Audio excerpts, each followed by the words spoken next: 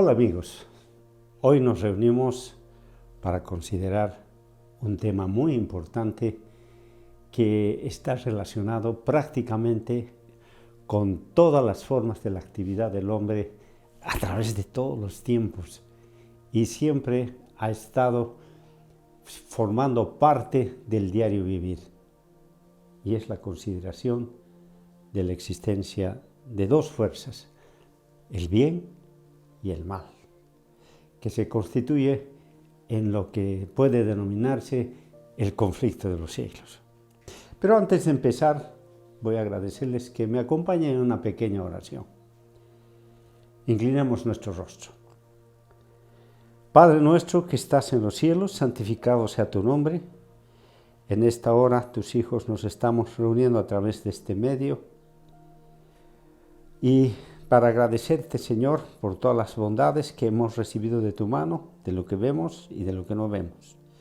Para suplicar, bendito Padre, que nos concedas la sabiduría, el entendimiento y la inteligencia para tratar tu palabra con la profundidad y respeto que se merece.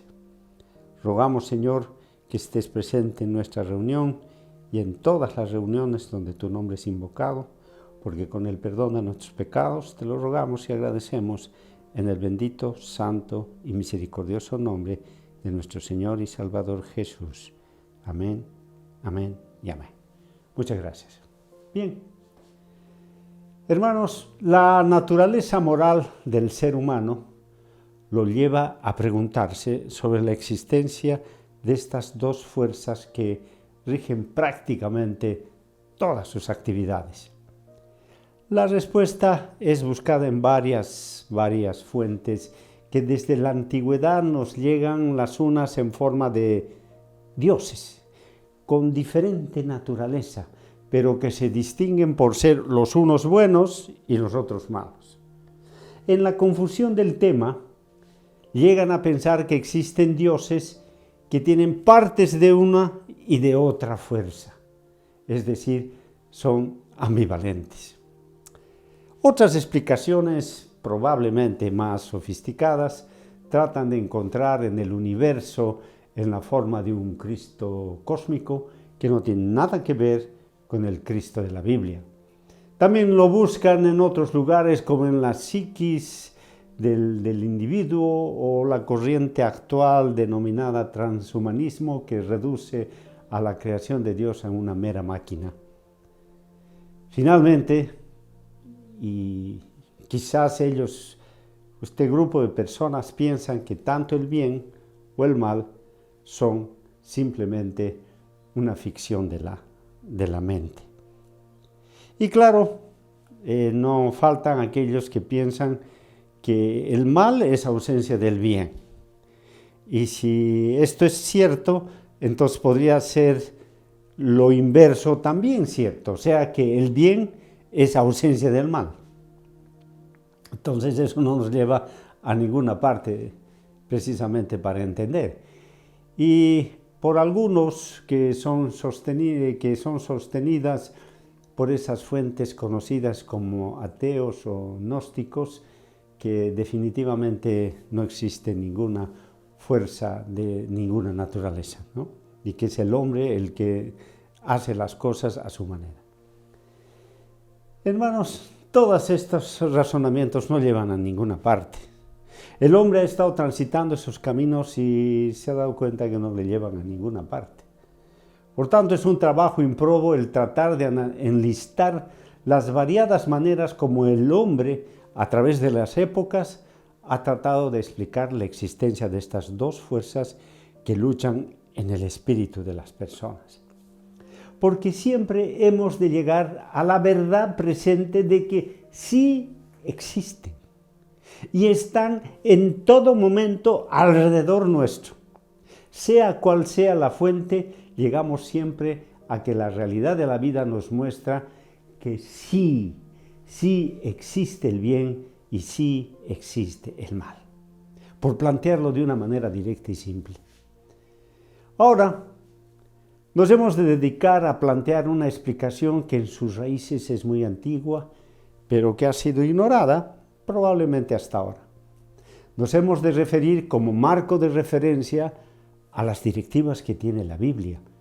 Aunque es obvio que consideramos que es la única fuente sólida que revela una explicación y que es expresada y además mantenida por las religiones denominadas abrámicas por su nexo con Abraham, como lo son la judeo, católico, protestante y musulmán. Comparten en su vasta mayoría una historia que supuestamente empieza en el cielo cuando un querubín que se le asigna el nombre de Lucifer de pronto se vuelve malo, y así de simple es la base de la teología de estas religiones. Pero llega el tiempo cuando ya no podemos ignorar la evidencia escritural que nos permite considerar una visión diferente que nos lleva a plantearnos que sí existe el mal y que tiene nombre identificado únicamente en el libro de Levíticos, el capítulo 16, el verso 8 y el verso 10, con el nombre de Azazel. Ahora bien, para diferenciar a ambas fuerzas, el bien y el mal, es necesario un referente. Por ejemplo, hermanos, ¿a partir de qué altura se considera alto? ¿Y a partir de qué altura se considera bajo? Es necesario determinar un referente para tomar esa decisión, ¿verdad? Queda claro, hermanos, que es imprescindible tener ese referente en mente para que podamos resolver el problema. Así que debemos dirigir nuestra atención al planteamiento que la Sagrada Biblia tiene al respecto. Y nos vamos a remitir al primer contacto registrado entre Dios y la primera pareja. Y está registrado en el libro de Génesis, capítulo 2, y el verso 16 y 17, que dice lo siguiente. Y mandó Jehová Dios al hombre, diciendo: de todo árbol del huerto podrás comer, mas del árbol de ciencia del bien y del mal no comerás de él, porque el día que de él comieres, morirás. Estamos en presencia del inicio del gobierno de Dios, cuando da a conocer a sus criaturas su ley, estableciendo de manera inequívoca la existencia del bien y del mal. Y es precisamente esa existencia que tiene el referente fundamental para la toma de decisiones. Y ese referente no es otro que la ley de los 10 mandamientos de Dios, que está expresada en el libro de Éxodo 20, de los versos 3 al 17. Ya lo dice, hermanos, el libro de Levíticos, el capítulo 10 y el verso 10, para poder discernir entre lo santo y lo profano, y entre lo inmundo y lo limpio. ¿Ven? Siempre necesitamos de un referente, y este es el referente de oro. Este es el referente, hermanos, o esta es la referencia que necesitamos para diferenciar qué cosa está bien y qué cosa está mal. Así estamos advertidos y preparados para poder discriminar entre lo que pertenece al ámbito del bien y lo que pertenece al ámbito del mal. De manera que si retiramos la ley de los 10 mandamientos, la retiramos, entonces retiramos el referente que nos permite discernir el bien del mal. Y es precisamente en este punto donde quienes apoyan semejante posición olvidan que la ley de Dios no es de los judíos, o que recién fue dada en el Sinaí. Por otra parte, es el único instrumento, y permítanme afirmar fehacientemente, no existe otro instrumento capaz de señalar las diferencias entre el bien y el mal que no sea los 10 mandamientos de la ley de Dios. El Divino Maestro puso el tema de varias maneras. Vamos a examinar un texto que está en el libro de Deuteronomio, el capítulo 30 y el verso 19, que dice: a los cielos y a la tierra llamo por testigos hoy contra vosotros, que os he puesto delante la vida y la muerte, la bendición y la maldición. Escoge pues la vida porque vivas tú y tu simiente. Con mucha precisión, hermanos, el Señor establece la consecuencia de traspasar los límites establecidos por su ley. La presencia inequívoca del mal se fusiona con la maldición que tiene el pago final de la muerte. Por tanto, la moneda con que paga el mal a los desobedientes es la muerte. La ley de los 10 mandamientos es la máxima prueba, hermanos, de la existencia del mal, y no en vano advierte al apóstol Pablo de la siguiente manera. En el libro de Primera de Pedro, capítulo 5 y el verso 8, y dice así: sed sobrios y velad, porque vuestro adversario el diablo, como león rugiente, anda alrededor buscando a quien devorar. Obviamente el mal intentará envolver al desprevenido ser en sus poderosas redes de duda para que se aparte de la palabra de Dios. Quien desee negar la real existencia del mal, se está negando la posibilidad de salvación. El tema que es soslayado y quizás fuente de confusión es el pecado. ¿Será que podemos definir claramente su significado? Bueno, felizmente no necesitamos esforzarnos, pues la Biblia nos responde de la siguiente manera. En el libro de Primera de Juan, capítulo 3 y el verso 4. Dice así: cualquiera que hace pecado, traspasa también la ley, pues el pecado es transgresión de la ley. De manera que es prácticamente imposible hablar de pecado si no nos referimos a la ley de Dios. Así, hermanos, que el mal, pecado, muerte, se constituye en una trilogía que define el ámbito del mal. La nada. O como dice el libro de los Romanos en el capítulo 10 y el verso 7, ¿quién descenderá al abismo? El apóstol Pablo identifica el lugar de la residencia del mal como el abismo. Es muy interesante, hermanos. Tomémonos unos segunditos para ver qué es su significado. Y encontramos que viene del griego abusos, hondo, cima, precipicio, profundidad. Lugar de los demonios, es el lugar de los ángeles caídos. Este es el donde mora Abadón. Eso dice el diccionario bíblico digital. Veamos otra fuente. Otra fuente dice que es profundidad grande, imponente y peligrosa, como de los mares, la de un Tajo, la de un Sima, etc. Segundo, realidad inmaterial, inmensa, insondable e incomprensible. Tercero, diferencia inmensa entre el original y la copia. Cuarto, infierno, lugar de castigo eterno. Quinto, punto o parte central del escudo. Y sexto, maldad, perdición, ruina moral. Eso dice la Real Academia de la Lengua Española. De las fuentes que hemos consultado extraemos una interesante información, pues resulta ser que abismo significa, entre otras cosas, lugar de los demonios, lugar de los ángeles caídos, realidad inmaterial, inmensa, insondable e incomprensible. Infierno y maldad y perdición.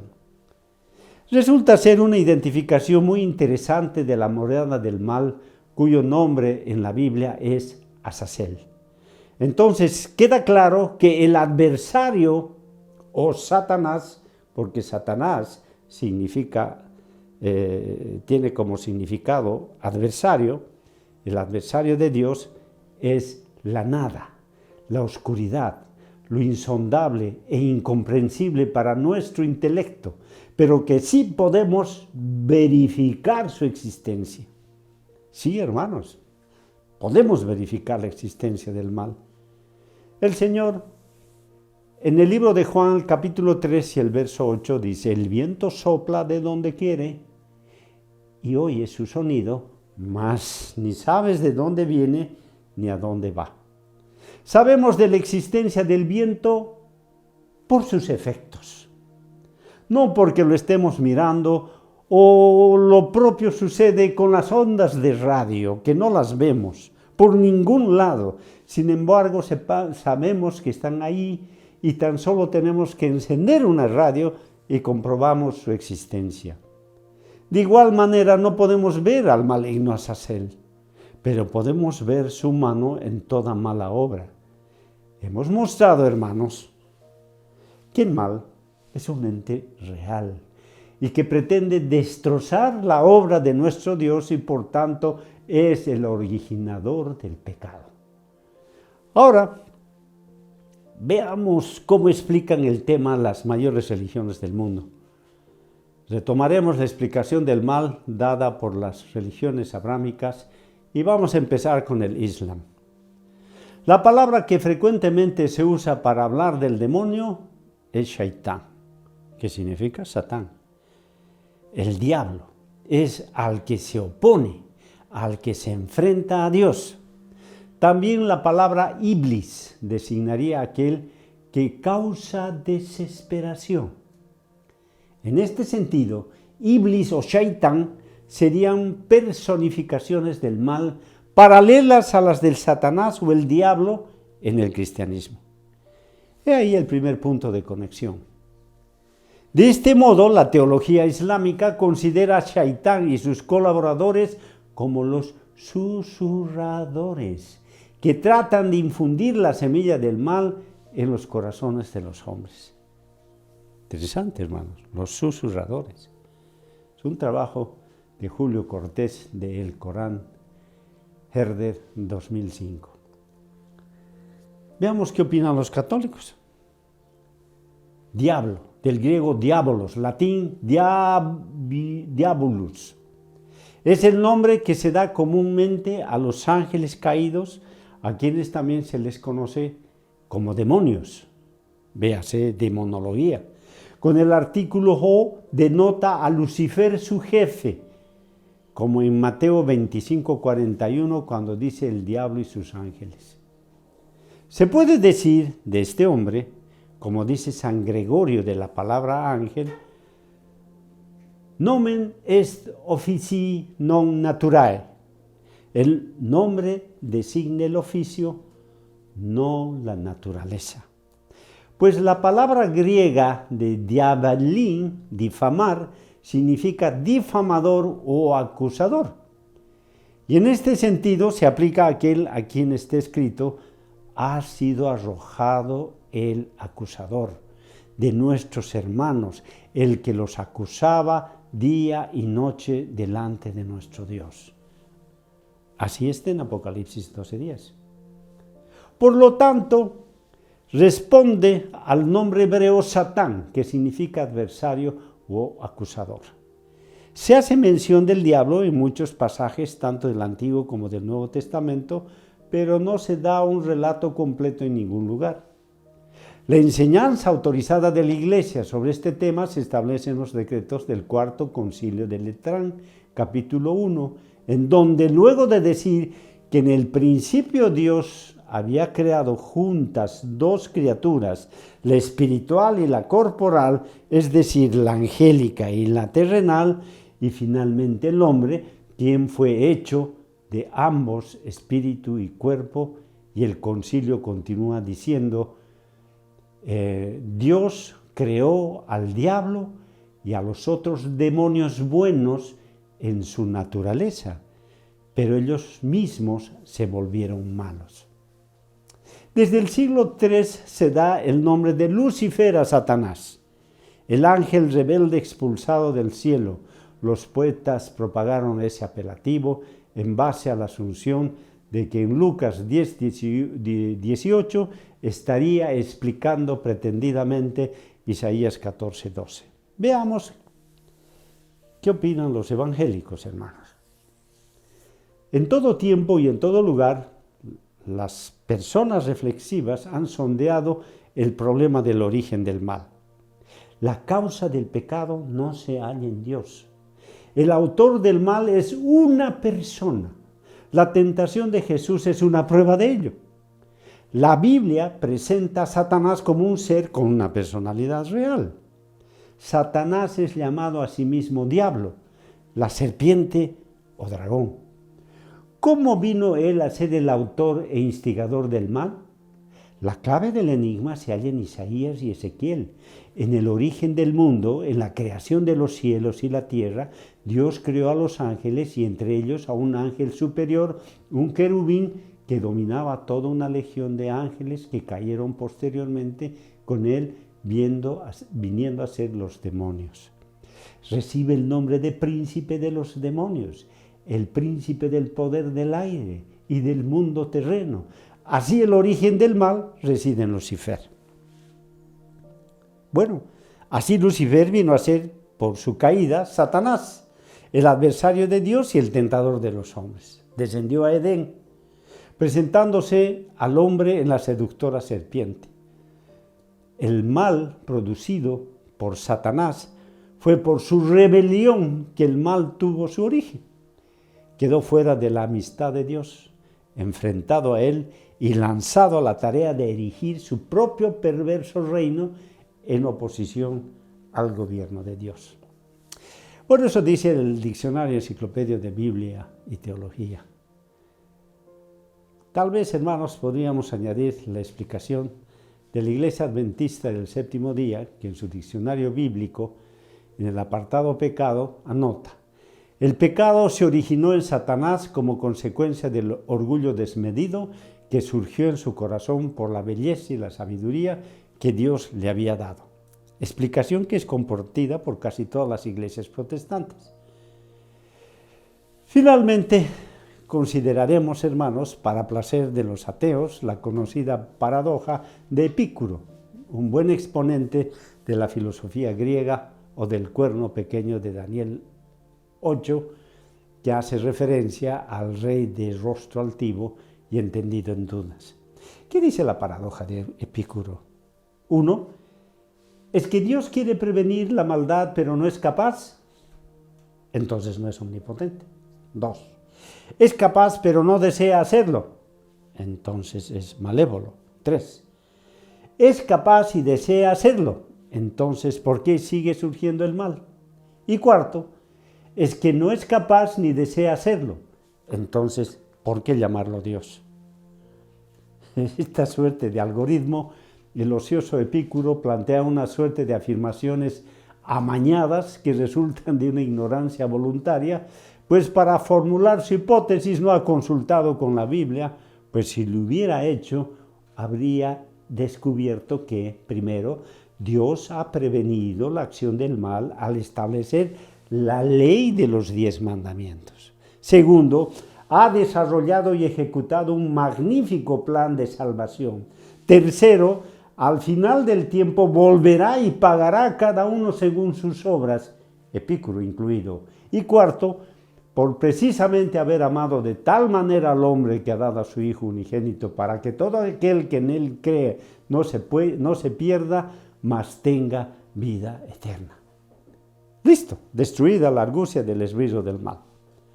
Ahora, volviendo a asuntos serios y revisada la información, podemos observar que existen evidentes similitudes que hacen que la concepción del mal sea parecida, pero por no decir idéntica.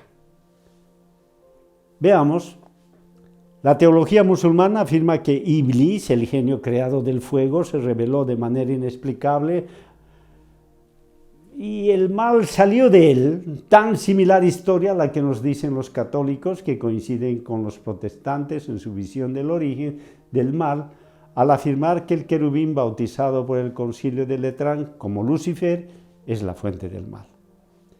Resulta interesante destacar el pensamiento de la Iglesia protestante, que indica claramente que Satanás se presenta como ser real y que indica que la Biblia lo presenta como un ser con personalidad real. En buen castellano, lo que propone es que en última instancia el mal surgió de la creación de Dios. Por tanto, Él es el originador del mal. Quieran ponerle los adornos filosóficos que quieran, en última instancia es clara la situación. Por otro lado, los buscadores de la verdad o filósofos encarnan su visión en el marco del razonamiento estrábico de Epicuro, que partiendo de premisas equivocadas llega a conclusiones por supuesto erradas. Son de los cuales el libro de Jeremías en el capítulo 2:13 dice: «Me dejaron a mí fuente de agua viva y cavaron para sí cisternas rotas que no retienen agua». En un resumen general, sostienen que el mal nació en el querubín bautizado con el nombre de Lucifer, quien de manera inesperada se convirtió en malo. Y en el otro extremo, que el mal es una simple ficción de la mente. Los primeros ignoran el propósito de la ley de los 10 mandamientos. Es esta ley, que es protectora y por supuesto preventiva, lo que indica claramente que se estableció porque existe el mal que intentará destruir la obra de Dios, por cuanto es el enemigo, es el adversario. No hay otra razón por la cual la Biblia registra la primera comunicación de Dios a la noble pareja en los siguientes términos: «Y mandó Jehová Dios al hombre diciendo: de todo árbol del huerto podrás comer, mas del árbol de la ciencia, del bien y del mal, no comerás, porque el día que de él comieres, ciertamente morirás». El día que pecares, morirás. En un lenguaje metafórico, Dios hace que puedan el hombre, la noble pareja, pueda hacer todo lo que ellos desean hacerlo, excepto aquello que les prohíbe la ley. Todo les es posible hacer, todo les es lícito hacer, excepto lo que la ley les prohíbe. Porque el día que dejasen de observar esta ley dejará de protegerlos y entrarán en el reino de la muerte, que es la nada. No en vano, hermanos, esta ley es representada en el capítulo 5, del 1 al 5, en el libro de Isaías, como una cerca que protege. La cerca se hace para proteger. La ley es una cerca para proteger al Hijo de Dios de la acción del maligno. Bueno, en el marco de lo descrito con anterioridad, a continuación vamos a presentar nuestra visión sobre el mal. No sin antes advertir un tema que queda en el tintero para que ustedes lo revisen. Existe una tremenda confusión en las iglesias de los nombres. Se usan diablos, Satanás, se usa ángel caído, Lucifer como sinónimos. Hay una gran confusión. Piensan que el diablo es lo mismo que decir como espíritu del mal, es lo mismo que decir Satanás, el ángel caído. Cada uno de ellos, hermanos, tiene una función especial en la Escritura, y en la Escritura están definidas las cosas, no necesitamos tampoco buscar otras cosas. Los demonios, y cuando se hablan de demonios, se hablan de los ángeles caídos, en ninguna parte dice eso, hermanos. Pero ya el folclore de la religión ha creado estos nombres, como vamos a ver enseguida. La primera información de la existencia del mal, definitivamente, la encontramos en Génesis 2, 16, 17. En la Vulgata latina de Felipe Sío de San Miguel dice así: «Y mandóle Dios diciendo, de todo árbol del paraíso comerás, mas del árbol de ciencia de bien y del mal no comas, porque en cualquier día que comieres de él, morirás». Esto es infaliblemente y sin recurso. Este morirás es un hebraísmo que quiere decir quedarás sujeto a la muerte, no darás un paso en la vida que te avise que has de morir. es expresión enfática y no solo denota la muerte del cuerpo, sino también la eterna que comprende al alma. Interesante, hermanos, lo que dice Felipe Sío de San Miguel. Examinemos con calma los textos y veremos que en este lenguaje metafórico se expresa la preocupación del Altísimo por sus recién creados hijos. Y para una mejor comprensión vamos a parafrasear la metáfora de la siguiente manera. Y mandó Jehová Dios al naciente pueblo: todo lo que estuviere al alcance de tu mano para hacer, podrás hacerlo, excepto lo que te prohíbe la ley del conocimiento del bien y del mal. Pues el día que la transgredas, ciertamente morirás. La estructura de esta declaración nos muestra la característica única, exclusiva y que le fue concedida al hombre, y es el libre albedrío.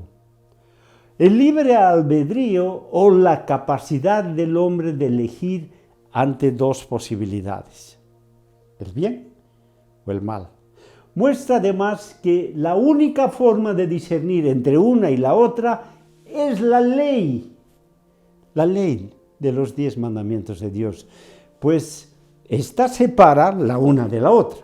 Así pues, desde un principio el Señor nos advirtió de la existencia de esta otra fuerza maligna y contraria, que es la oscuridad y la nada comandada por Azazel. La única parte en la Escritura que se identifica al adversario de nuestro Señor es el libro de los Levíticos. Puntualmente en el capítulo 16, donde se explica la celebración del día de la fiesta más importante del Antiguo Testamento, que es el día de la expiación o el Yom Kippur. Día en el que se confiesan los pecados, se efectúa el sacrificio por ellos, cuya sangre es presentada por el sumo sacerdote, quien por única vez en el año entra en el lugar santísimo.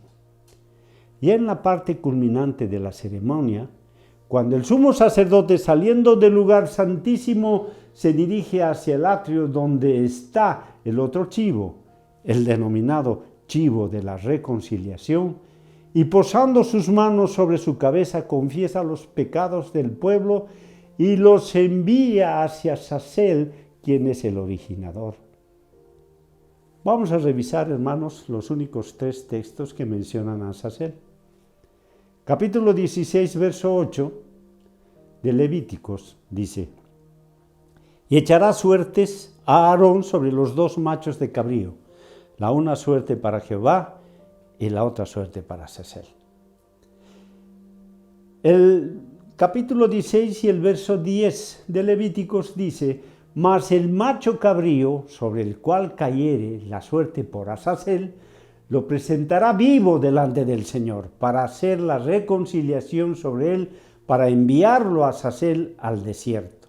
Y finalmente el verso 28 del mismo capítulo dice: y el que hubiere llevado el macho cabrío a Azazel, lavará sus vestidos, lavará también con agua su carne, y después entrará en el campamento.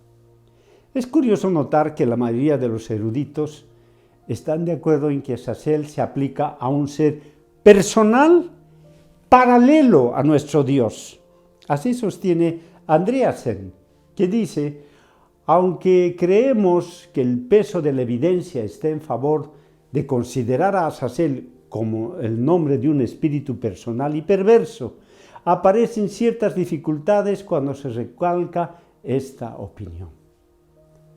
Así que considerar la posibilidad de un poder paralelo enciende todos los sensores de los teólogos que han amasado ideas siempre de que el mal es un producto de un sentimiento.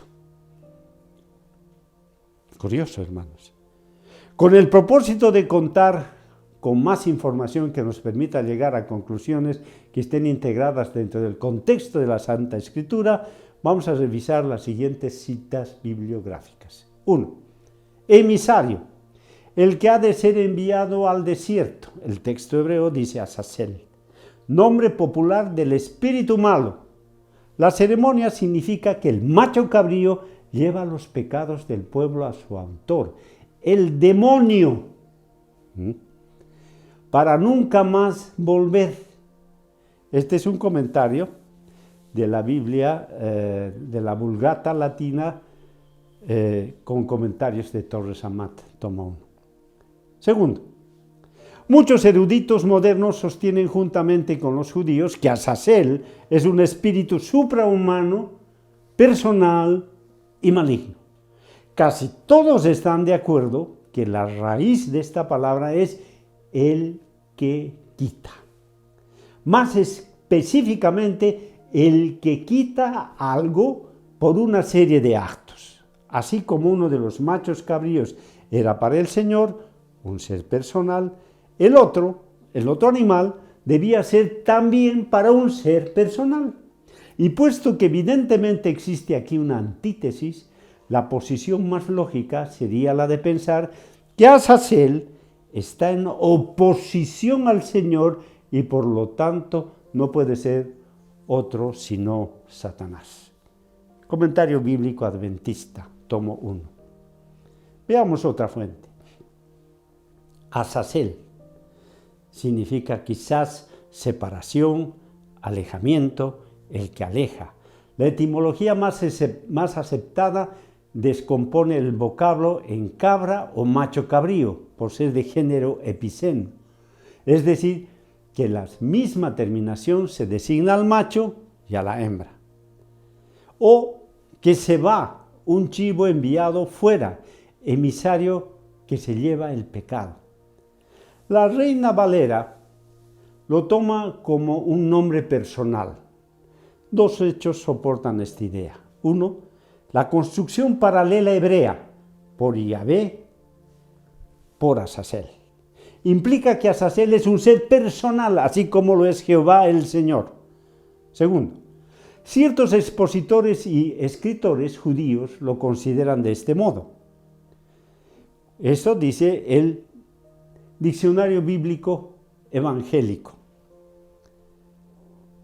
Después, hermanos, tenemos otra fuente que dice nombre de un demonio que según los hebreos y los cananeos antiguos moraba en el desierto. El gran día de la expiación se echaba la suerte entre dos machos cabríos, uno de los cuales, el de Yahvé, se sacrificaba.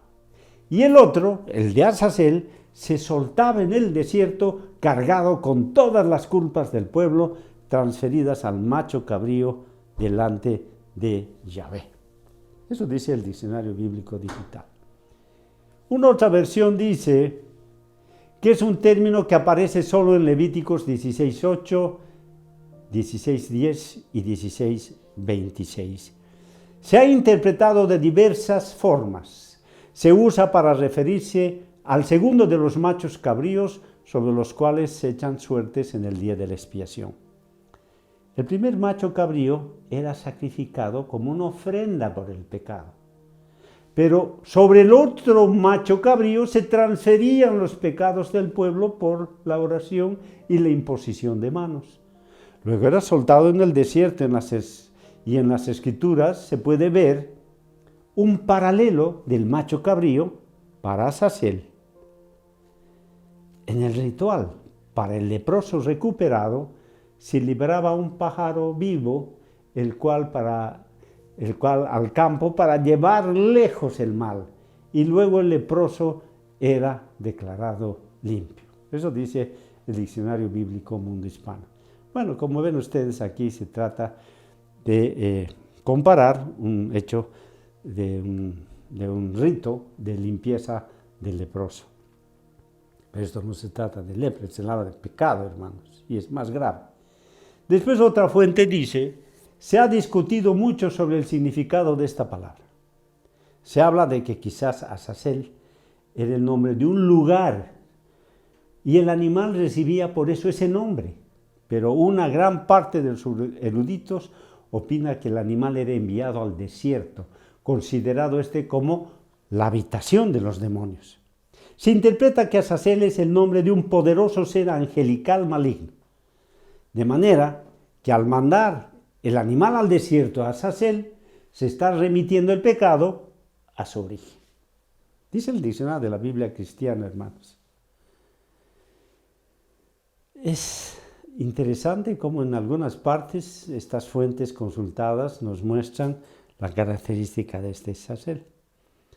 Vamos a ver otra que tiene un poco de dificultades a la hora de expresar su punto, porque dice que Azazel es una figura sagrada de carácter ambiguo.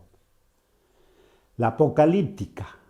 Azazel aparece como Dios en algunos países del entorno bíblico, con el significado probable de el fuerte o la fuerte, y puede haber sido venerado incluso en el santuario preislámico de la Meca en forma de la diosa, de una diosa que sería Al-Uzza, la fuerte. Bueno, segundo, Levítico 16, Azazel ha influido en la tradición bíblica porque está vinculada al rito del chivo emisario, apareciendo como un dios demonio del desierto. Fíjense, como un dios demonio del desierto, al que se envían los pecados del pueblo. En este contexto, Dios se define como santidad. Es dueño universal del cosmos y tiene su morada sobre el cielo, como indica la teología del templo. Azazel aparece como antítesis de Dios. Es el pecado que habita fuera del espacio habitable en el desierto. Eso dice el diccionario de la Biblia, Historia y Palabra. Qué interesante es esto, hermanos. ¿Se acuerdan cuando estábamos hablando del abismo? Pues acá están definiendo el abismo, hermanos. Dios vive en su santo monte, dice la Escritura, ¿no es cierto? ¿Y dónde vive Azazel? En un abismo. Son dos cosas diferentes, pero que existen. Hermanos, vamos a ver una otra fuente que dice lo siguiente. La palabra Azazel figura 4 veces en la Biblia, ya lo sabemos. Todas ellas en el registro de las disposiciones reglamentarias relacionadas con el día de expiación anual. Según esta versión, dice 16.8, 16.10 y 16.26. Y no son 4, son 3. Pero estamos citando textualmente. La etimología de esta palabra es objeto de discusión. Si nos atenemos a la grafía del texto masorético hebreo, Azael parece ser una combinación de las raíces de 2 palabras cuyos significados son macho cabrío y desaparecer. De ahí viene la palabra macho cabrío que desaparece. Según otra derivación etimológica propuesta, basada en la opinión de que hay en la palabra una transposición de 2 consonantes, significa fuerza de Dios. La Vulgata latina traduce el vocablo hebreo como caper emisarius, es decir, macho cabrío emisario, mientras que la expresión griega que aparece en la Septuaginta significa que se lleva o aparta los males.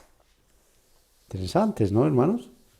De estas diversas maneras, el macho cabrío para Azazel representó el sacrificio de Jesucristo. Eso dice el diccionario de la Biblia, que tiene varios autores y varias fuentes, como el diccionario enciclopédico de la Biblia y tecnología.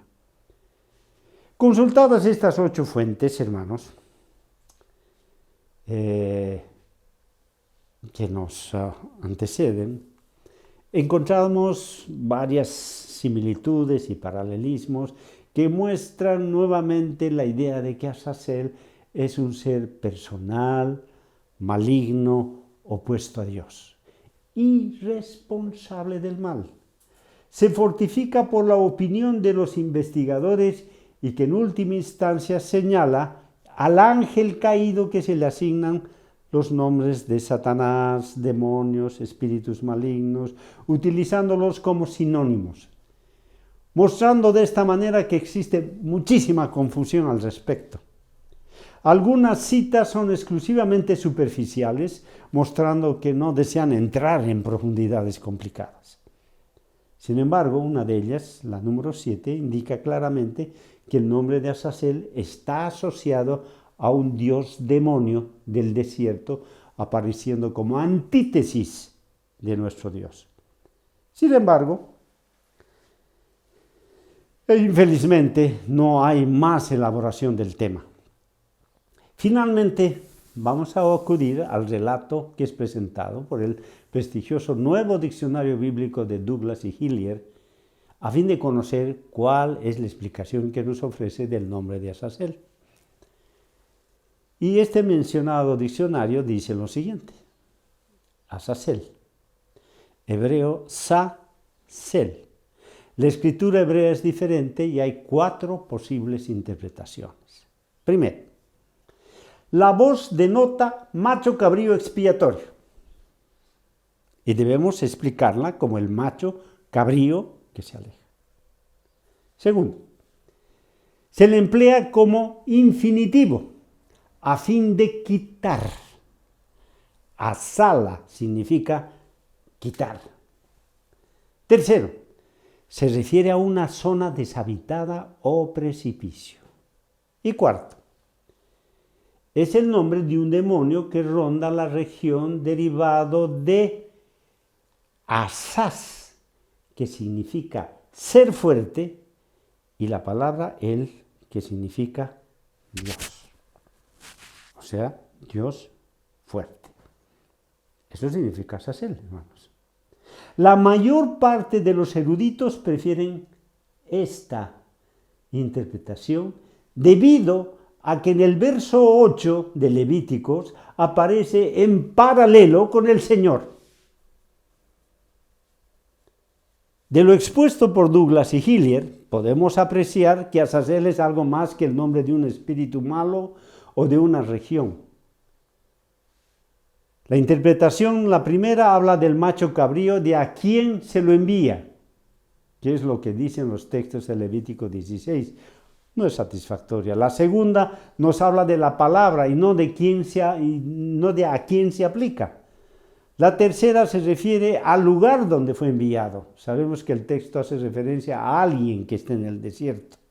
Finalmente, la cuarta, que goza de la preferencia de los eruditos, y es la que se muestra razonable, aunque el diccionario prefiere no efectuar mayores comentarios al respecto, claramente demuestra de la existencia real de un ser maligno que desea la destrucción de la humanidad, la destrucción de la creación, opuesto a nuestro Dios. Ahora resulta sencillo entender por qué el Señor en el principio dijo, y aquí está claramente, primer mandamiento de la ley de Dios: no tendrás dioses ajenos delante de mí.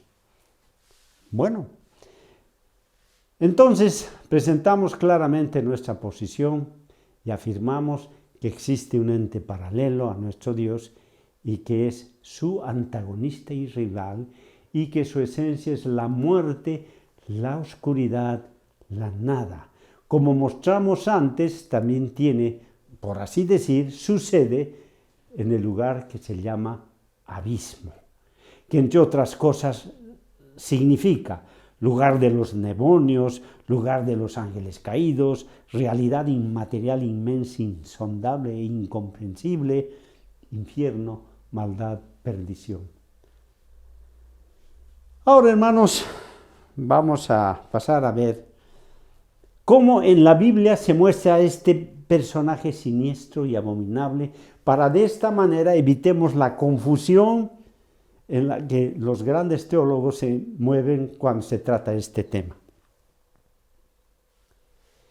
El nombre del enemigo de Dios, el nombre del opuesto a Dios, el nombre es Azazel, el que quita o Dios fuerte.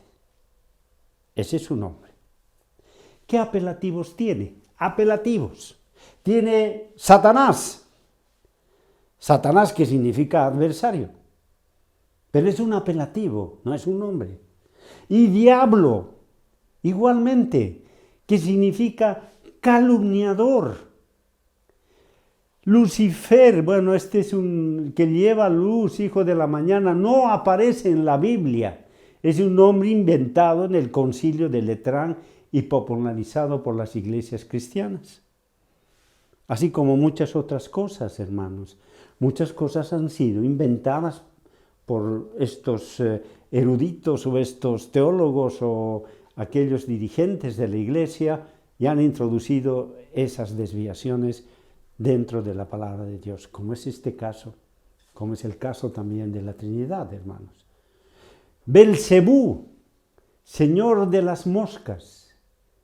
En fuentes teológicas cristianas se llama Belcebú, es otro nombre de Satanás. Otro es Belial, que significa la puerta del sepulcro. ¿Qué calificativos tiene, hermanos? Los calificativos que tiene son maligno, tentador, príncipe de este mundo, Dios de este siglo, príncipe del poder del aire, anticristo, padre de la mentira, engañador, inmundo. Y cada uno de estos hermanos tienen varios textos bíblicos que son precisamente quienes los identifican. O sea que todas estas cosas están en la Biblia, hermanos. ¿Qué representaciones tiene? Serpiente antigua, también tiene la representación de dragón y de ángel de luz.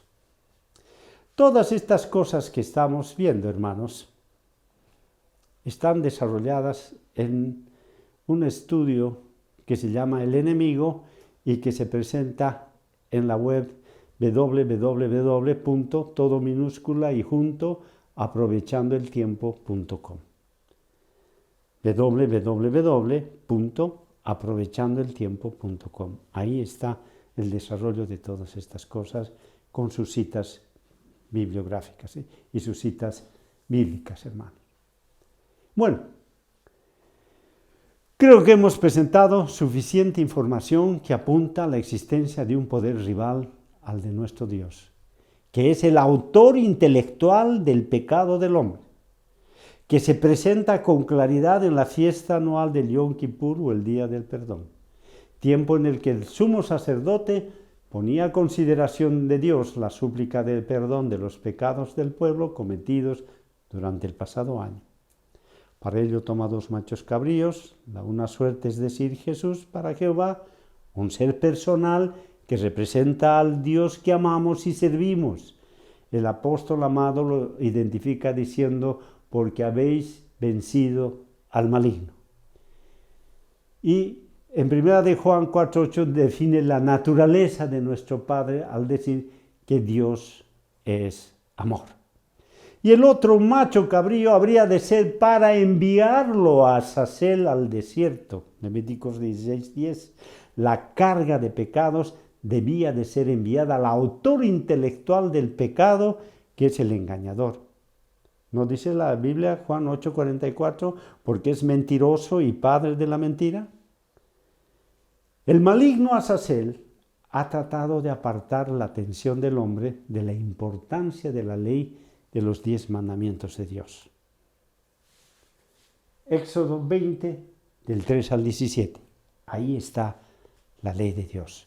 Pues no solamente es el único instrumento que le identifica como enemigo del Altísimo, y también nuestro, sino que la transgresión producida por el pecado conduce al infractor a la muerte. Ya lo hemos visto, Génesis 2:17 dice, mas del árbol de la ciencia del conocimiento del bien y del mal, no comerás de él, porque el día que de él comieres, ciertamente moriréis. La muerte, que es el abismo, que es el lugar donde es enviado el chivo de la reconciliación relatado en Levíticos 16:10, es el lugar donde terminan aquellos que transgreden la ley.